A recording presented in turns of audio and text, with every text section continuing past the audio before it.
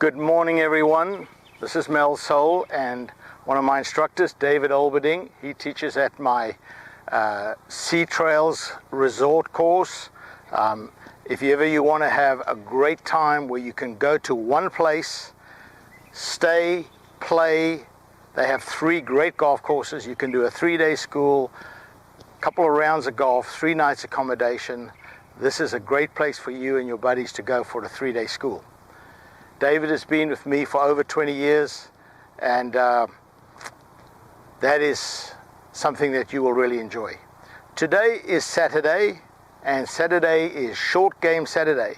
So David, when you're teaching the short game, and we're now going to be talking about chipping and putting and pitching, what do you notice that the amateurs do quite a lot of? Okay, well, I see a lot in the short game, chipping, pitching, is the attempt, I guess, to get under the ball, to try to lift the ball up, where the club head passes the hands, and you end up flipping and kind of bowing the right wrist.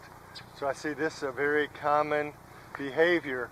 So you would think that hit the ground fat, or you kind of come up on it, catch it. Yeah.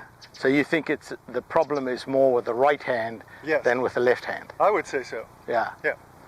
And so, what would your cure be? What kind of drills do you give the student that would help? One of my favorite ones is to just talk to the individual about like an upside down triangle with your arms, and so that you want to maintain that back and through. And so a little practice aid that I came up with was this wristband here, and what I do is I like to put a fiberglass training alignment rod underneath here, and then that's going to keep the back of my left wrist nice and flat. I will not be able to bend that, and so then therefore it will keep my right hand in check. So I like to set up like this, and then with that attached and the fiberglass rod underneath, I can simply feel the motion of the shoulders rocking back and forth without excessive use of the bottom hand. And if you try and use it with the bottom hand, then this is going to thump into you in the side, right? And you can get. So the whole idea is when you set up, it's an inch or 2 maybe outside your left rib cage, and then when you finish, it's the same amount or maybe greater inches away from your rib cage.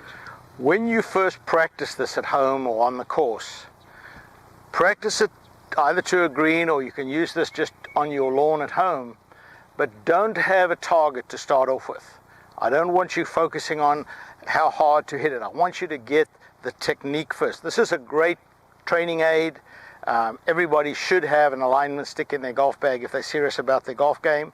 So David, why don't you go ahead and hit a chip, and let's see how this works. Just rocking the shoulders back and forth, brushing the grass gently at the bottom. Weight on the left side, look at my landing spot, and execute the shot. So you'll notice when David's finished, there has been no attempt to flip, because if he did, bang, that would give him feedback immediately over here. And so if he did, the very next swing, he can work on not having that happen. So if you don't have an alignment stick, go out and buy one. Usually they come in pairs, but the alignment stick is something that's so important to have in your golf bag anyway. I use it for a ton of different things, not only alignment. Something like this, can be of great use. Sometimes I'll stick it in front of the student if I'm trying to get them to do something else. If you don't have an alignment stick, go and buy one. Put it against the club like this. Your chipping will improve. Try it.